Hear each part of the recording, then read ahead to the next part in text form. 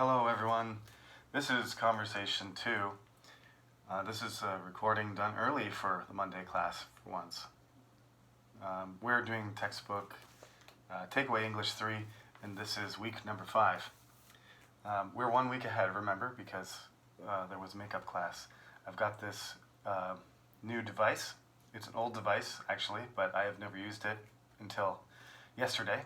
So hopefully this helps you hear my voice better. If it's not better, then it'll disappear. I've also improved the lighting. I think in the next couple weeks, since we're extending a few more weeks, you will see a few more things being added to try and make this a better quality class. I'm going to write a PDF file. It's not quite done, but that includes all the updates and about what we're doing in the class and the guidelines that you're supposed to follow for watching these video lectures and for submitting your assignments. So look for a file to be uploaded for every class. If you're in another class, it'll be the same one for everyone. But I'll be putting that on the website this weekend. All right, so today, the chapter, this is probably my favorite chapter in this book.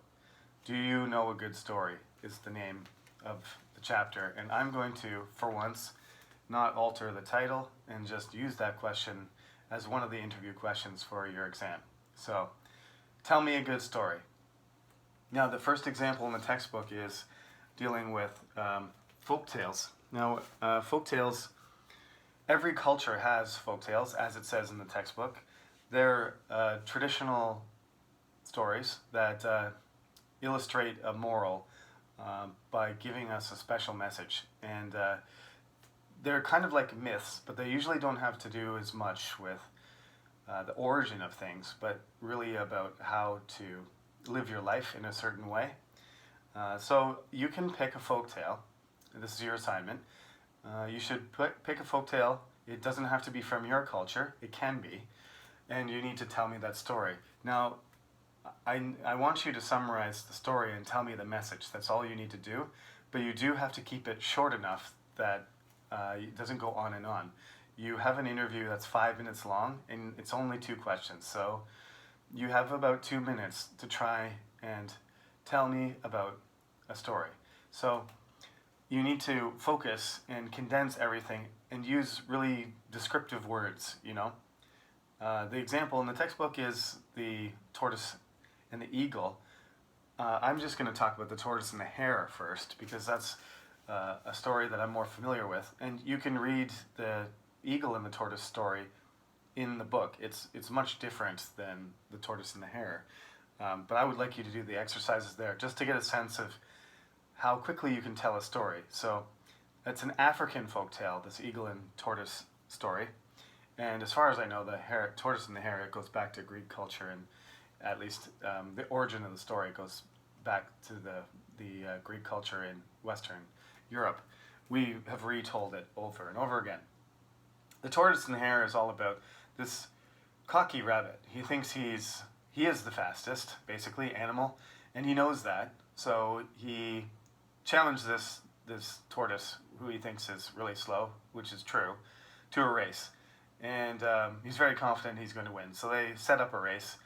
The tortoise accepts the challenge, and the hare thinks it's hilarious because he can't believe that the tortoise would even, try against him. So they both set up this race, and they, I guess all the animals turn out to watch them, and the race starts. And the rabbit, of course, gets way ahead of the tortoise, doesn't even know where the tortoise is, can't see him. He's so far ahead.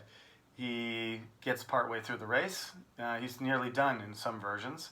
At least he's most of the way through the race, and he decides that he's so far ahead, doesn't matter, he can just take a nap. So he lays down and he takes a nap, and meanwhile the tortoise just doesn't try to overdo it, doesn't try to sprint or go fast. He just keeps going slowly, little by little, to chip away at the whole distance of the race. So in English, the famous expression is slow and steady wins the race, because that's the approach that the tortoise has. He goes slowly and steadily, and then while the rabbit's sleeping, he catches up to him slowly. When he sees him, he doesn't speed up. He just keeps going at the same speed and the rabbit sleeps right through the end of the race while the tortoise slowly passes him. He wakes up only to see that the tortoise is about to cross the finish line, and then again, in most of the stories I watched or read, cartoons and whatnot, when I was young, usually the rabbit jumps up and tries to catch the tortoise. So he's sprinting and going super fast, but it's too late. The tortoise is only a few steps away from the finish line, so he passes the finish line, and the rabbit like blows by him, but it's already too late. He's lost the race. So it's the moral, of course, is, don't get overconfident like the rabbit, otherwise you're going to lose, right? You'll lose your opportunities or something bad will happen. And all folktales basically have that element to them. It's sort of like, this is what happens when you have a weak point and you don't pay attention to it, some sort of character flaw. There's a lot of really interesting Korean folktales, and some of you, this is the Asia business class, so I'm really looking forward to reading these things because I would be looking forward to listening to them, but since you're writing them for me, it's really fun for me to learn about, folktales from Uzbekistan, or some of you are from Kazakhstan or Bangladesh. I don't want to leave anybody out, but China, Vietnam, Thailand, there's students from all over the place. Some students are from Europe. I have a German and a Spanish student this semester, both for the first time. I've never had students from those countries yet, so that's awesome. Please teach me. I'd like to teach you, and I like to learn from you too. So sometimes I get to learn some new things from this chapter in particular. So this is your opportunity to teach me about a folktale that you think is important from your own culture.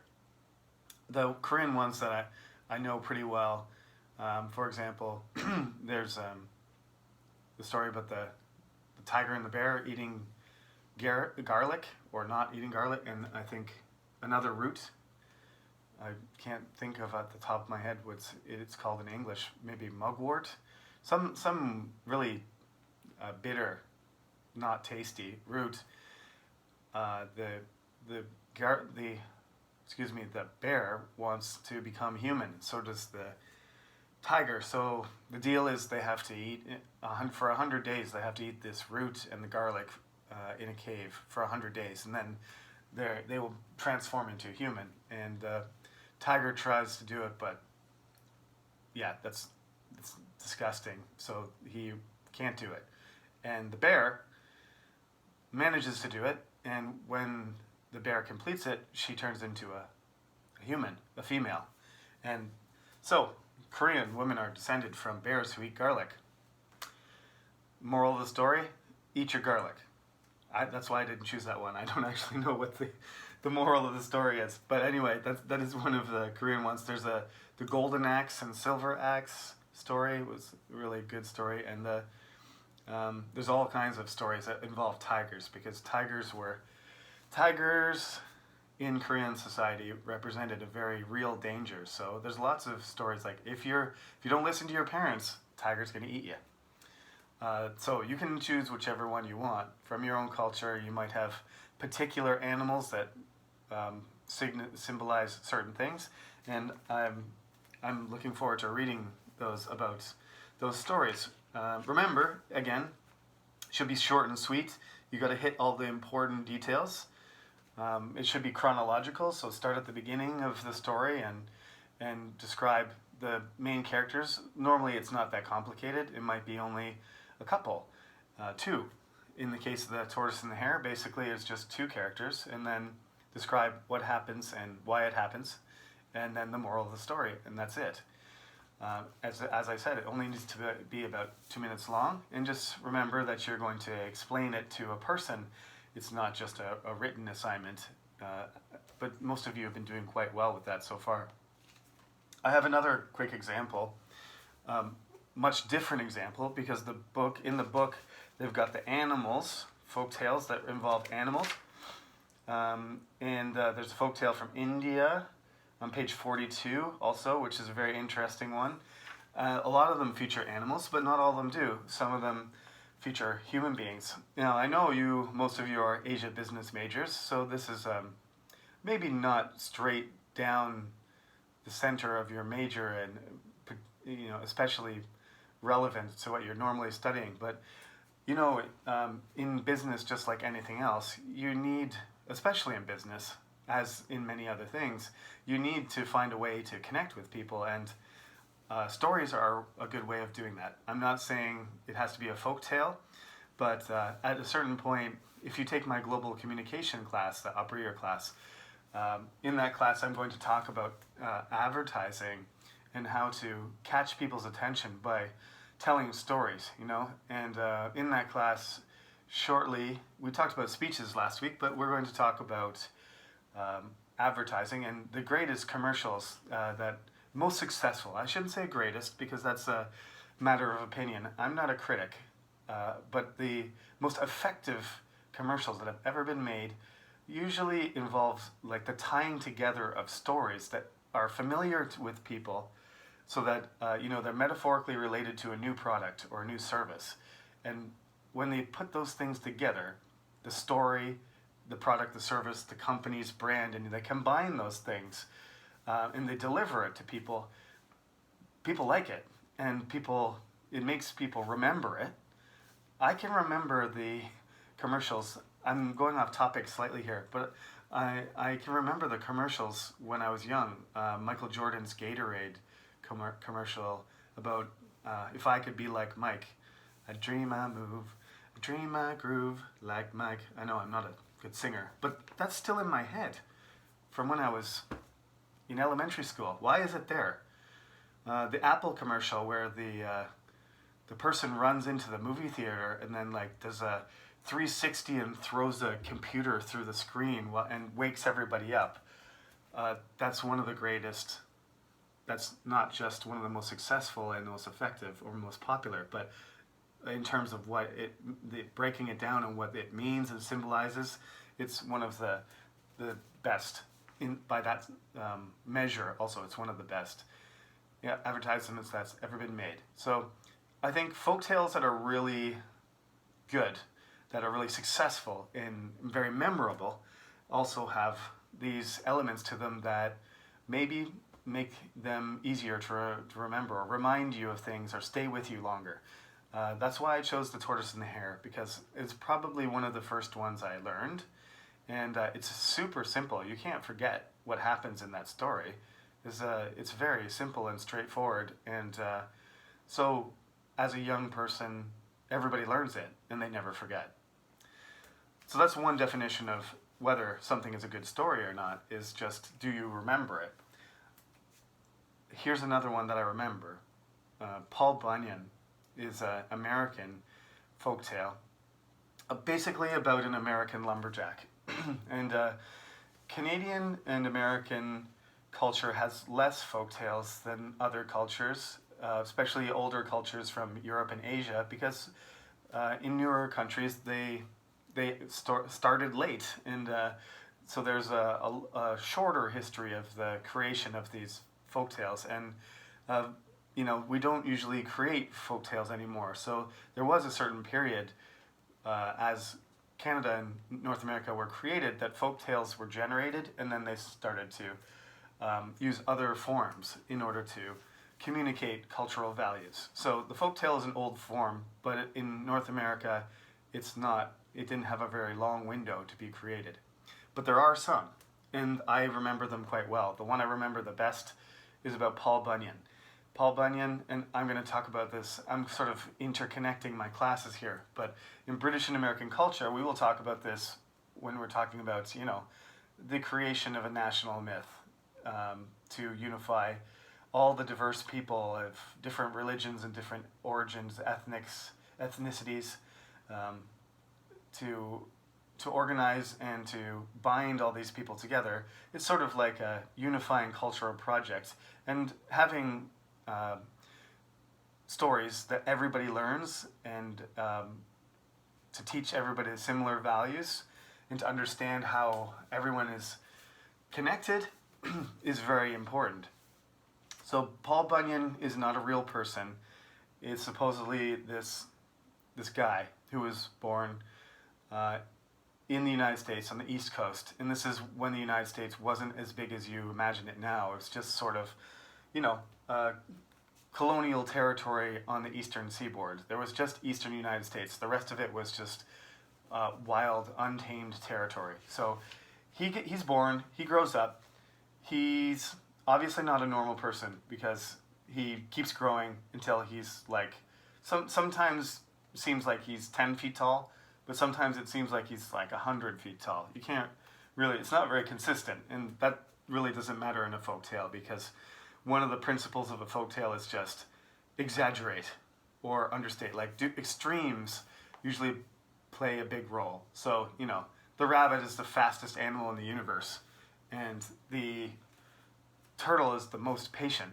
They're extreme examples of a certain type. So Paul Bunyan is one of those two. He's just this gigantic man, and he just doesn't fit in society. So he ends up having to leave his hometown because he keeps destroying everything by accident. So he goes off in the wilderness, and he finds that the only thing that he can really fit in, the only place he can fit in, is by being a lumberjack, which means chopping down trees. And he's awesome at that because he's gigantic. So he has a huge axe, and he can just chop down trees in one swing, or maybe even, you know, let's exaggerate what he's able to do, and he's actually 100 feet tall, and he can chop down 20 trees in one swing. And then he goes through all of these adventures. He travels all over the place. He gets lonely, and then he carves a pet cow, ox, out of a mountain, and then they survive a blizzard, and the ox turns blue. And you know, he gets tired, he drops his axe, and he drags it through the desert, and he creates the Grand Canyon from, you know, the trail of his dragging axe when he was tired. So the actual geography of the United States was created by Paul Bunyan's travels. And this is sort of a creation thing and a connection thing with the land, and the things that he does represent, you know, the frontier attitude of the American people. So I found that story fascinating when I was young. I thought Paul Bunyan was really cool, and I wanted to be a lumberjack. I still kind of, you know, it's a very dangerous job. I still have it secretly. I still want to be an explorer, an adventurer, or a lumberjack. maybe go to the Amazon. I think that's not going to happen, but that's what I wanted to do. When I was in kindergarten, if you asked me what I wanted to do, we have a chapter that's related to jobs. I would have said explorer. Not policeman, not firefighter, explorer. So, Paul Bunyan, the way that you tell a story can be controlled very carefully. Because I know the story so well, when I was young, there was a Simpsons episode. I hope you all know the Simpsons. I don't have to explain that. It's a very famous American TV show about an American family that's yellow. Originally, the American family that they created was sort of like a deviant, you know, not well-behaved family, and they had another family beside them that were called the Flanders, and the Flanders were perfect and well-behaved, and the Simpsons were the bad family. But over time, I think people start to realize that the Simpsons are more normal than we think. Although they do some crazy stuff sometimes, all of us feel like the Simpsons sometimes. And if you have met Americans, you're like, yeah, you know, Bart Simpson isn't that crazy or strange. He is a pretty normal bad kid. Most elementary school kids are not angels. They're troublemakers. In Korea or in Canada, it doesn't matter. I imagine you think the same thing, or remember causing trouble yourself. So there's a great episode about this. I end up talking about Paul Bunyan in my British and American class. I don't know if I'll end up showing that video at some point in that class. I usually do, but we'll see how that works out. But for now, I'm just going to play the song, just a clip of it, because in the episode, they have a singer sing the song that tells the story of Paul Bunyan. So I'm just going to play a little clip for you right now. And this is just, you know, to give you a sense of how well somebody can convey the meaning, or how interesting they can make an old story, like a folk tale. You're like, oh, I don't like those stories anymore because I'm in my 20s and it's not that funny. It can be. Simpsons do a good job of it. So just a second, I'll play this for a second. Let's see. Okay. I hear that in my sleep. Watch so many of these episodes. That's the Simpsons theme.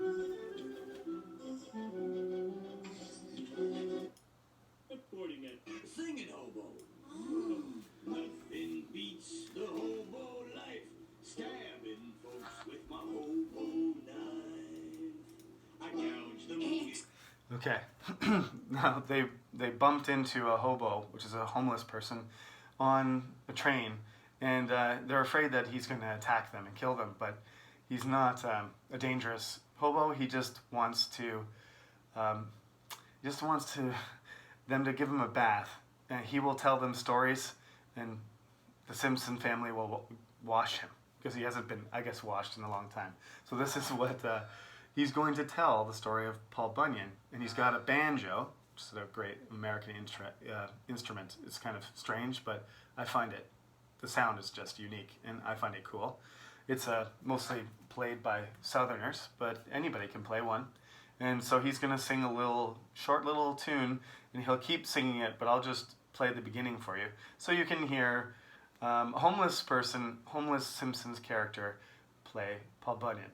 Now, I will link you the story of the Tortoise and the Hare and Paul Bunyan, so you can read it over if you want to understand exactly about the story, and you can see how long it is and how much I condensed the story, how my summary was only, for each of them, only a couple minutes, and I just hit the essential parts and left out all the specific details. But I will link copies of both stories because they're very old, so they're free, and you can read them, so you can see how I sort of just jumped from point to point and kind of gathered the information and packaged it into a 2-minute answer. Okay, so here we go.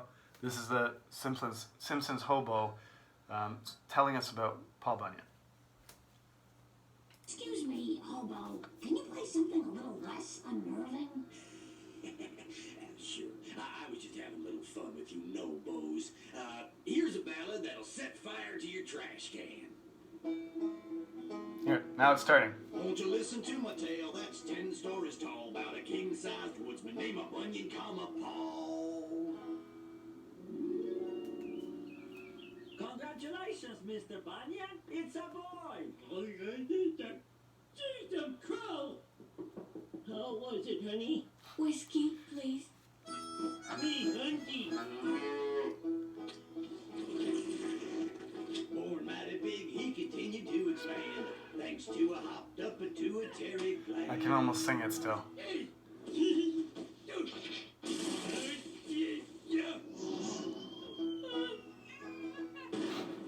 body grew big, but his brain stayed small. He was tree chopping, Fence stopping, house crushing Paul. Okay, the last part is my favorite part. That's what I was going for. He was tree chopping, friend stomping, house crushing Paul. And that's, if I was going to try and give you one sentence that described the way that Paul started out his life, that would be it. Tree chopping, friend stomping, house crushing. Okay? It's it's almost like a poem. They've written these lyrics very carefully, so this particular episode is probably my favorite ever. And there's like 500 or 600 Simpsons episodes and 30 years of it. So if you have a favorite Simpsons episode, it's got to be at least decent if you're a Simpsons fan. So I will link you the actual stories. That, for your reference, that is season 12, episode 21, and that's called Tall Tales, Simpsons Tall Tales. All right? Now, for this week, just like all weeks, everything, even if I upload this video on the weekend before Monday, don't worry about it. Everything's due on Monday as usual. So just keep up. If you hand in something early, that's fine. but the deadline is by Monday. It's the same thing with me. If I upload early, that's early. I still have until Monday to upload my video. So don't be concerned and don't send me an email if I upload it early or by Monday. It doesn't have anything, any bearing on. It doesn't affect when you have to finish things. Okay, so that's what I'm asking you to do this week. Do you know a good story? Can you tell me a story, a folktale from your culture, or another one if you don't want to write about, like I'm Canadian and I just told you about the tortoise and the hare. That's not a Canadian folktale. I probably should tell you a Canadian folktale, but that's not what I chose because it didn't pop into my head. So I chose two that I liked.